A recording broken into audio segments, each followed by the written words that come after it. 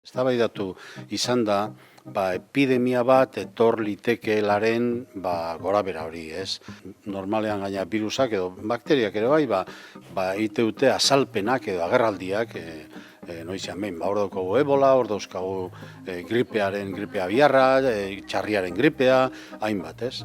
Ni gogoratzen naiz, 2003 urtean eduki gendun SARS brotea Txinan, ez? Orduan nik Basurtuko ospitalean egiten nuen lana, eta momentu hartan uste gendun Europara ere etorriko zala, eta hain zuzen kasu bakan batzuk etorri zian.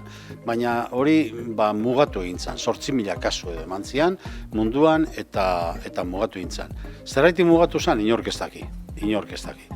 Eta orain, hasieran gertatu zanean hau ere, uste zan, mundu guztiak uste gendun, hori ere mugatu ingo zala Wuhaneko inguru horretara edo. Ze pasatu da, honek guk uste genduna baino elkortasun gehiago eta eragin sanitario handiago zeukala eta daukala, gizarteak daukan hau mozteko baliabideak tratamendu aldetik oso urriak dira, bakunak zaion berko deu, eta orduan bakarri dago kontaktuak, gizakien arteko kontaktuak mugatzea.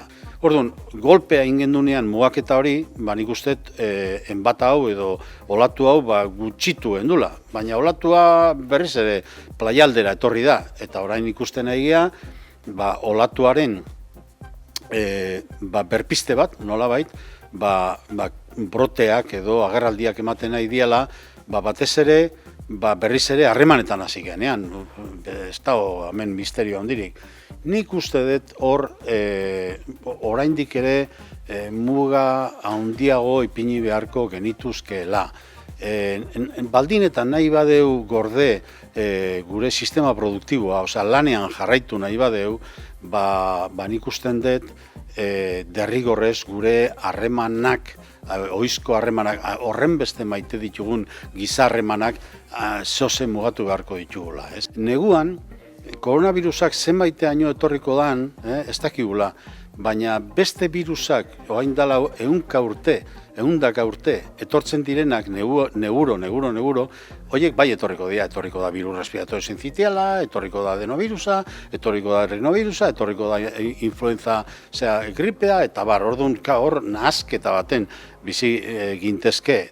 Hezkuntzan guk pentsatu dutena batez ere dekanoak eta ekipo direktiboak, eta oso zentzuzkoa ikusten denik, da, lehenengo kursoak, lehenengo kursoa batez ere, lehenengo gelak egokitu, zabaldu, harremanetarako, maskarak erabili, prebentzioko neurriak unibertsalak erabili, eta horretaz gain, hasierako kursoan, unibertsitateekin lotura eduki arte, nolabait hor presentziak garrantzi gehiago dauka, baina ja 3. urteko ikasle batek graduan, beste modu baten eduki dezake unibertsitateekin harremana bere irakaslearekin, baliabide elektronikoekin.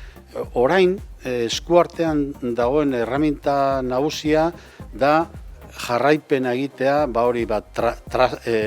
epidemiologo importante batek esatezun bezala, pateando. La epidemiología se hace pateando. Orduan, egin behar da trazabilidadea, kasu guztiena, eta horretarako behar dira lagina asko hartu eta probak egin, mugatzeko virusa, jakiteko nun dagoen. Ezingo duguna da, hori egin gabe, ertenbide bat bilatu. Laginak asko egin behar dira. Orain egiten dianak, baino gehiago oraindik.